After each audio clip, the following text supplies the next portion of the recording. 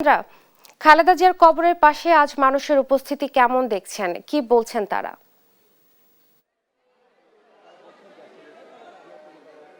ইশরাত, যেহেতু আজকে জুমাবার এবং আজকে সকাল থেকে আমরা দেখেছি যে এখানে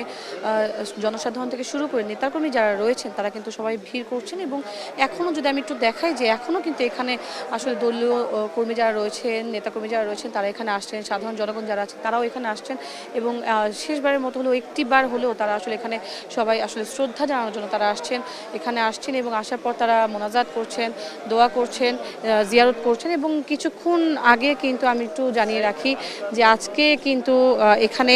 আমরা দেখেছি যে সকালের দিকে কিন্তু আমরা দেখেছি যে এখানে আসলে জিয়া পরিবারের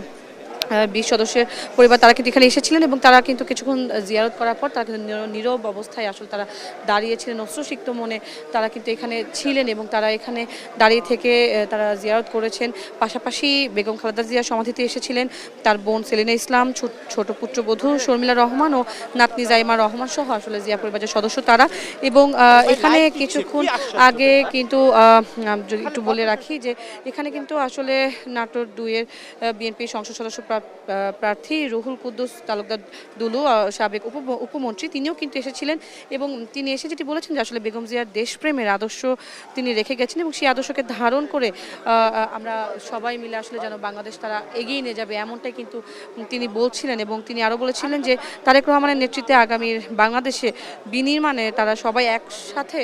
অর্থাৎ একত্রিত হয়ে তারা সবাই কাজ করবেন এমনটা কিন্তু তারা বলেছেন। পাশাপাশি আজকে কিন্তু এখানে আরও অন্যান্য নেতাকর্মী যারা আছেন তারাও কিন্তু এসেছেন। আমরা দেখেছি দুপুরের দিকে অর্থাৎ ঠিক 11টা থেকে 12টার দিকেও আমরা দেখেছি যে আসলে এখানে বিএনপি চেয়ারপারসন উপদেষ্টা আমানুল্লাহ আমান তিনিও কিন্তু এসেছিলেন এবং তিনি যেটি বলেছেন যে আসলে জিয়াউর রহমান এবং বেগম খালেদা জিয়ার যে অসমাপ্ত কাজ রয়েছে সেইগুলো আসলে তারেক রহমান সম্পূর্ণ করবেন এমনটাই কিন্তু তারা বলছেন এবং সেই প্রত্যাশাই তারা করছেন এবং পাশাপাশি তিনি যেটি বলছেন যে তিনি আরও একটি কথা বলেছেন যেটি হচ্ছে তিনি বলেছেন যে আসলে বিএনপি চেয়ারপারসন বেগম খালেদা জিয়ার মৃত্যুর দায়ভার কিন্তু কোনোভাবেই ফ্যাসিবাদী সরকার আওয়ামী লীগ কিন্তু সেটি আসলে দায় এড়াতে পারে না এবং তাদেরও কিন্তু আসলে এই আজকের এই আমরা যে আপসহীন যে নেত্রীকে আমরা হারিয়েছি তার পেছনে কিন্তু তাদের খুব বড় একটি হাত রয়েছে এমনটা কিন্তু তারা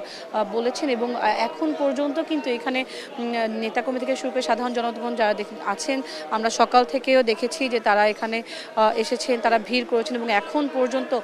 তারা এখানে আছেন,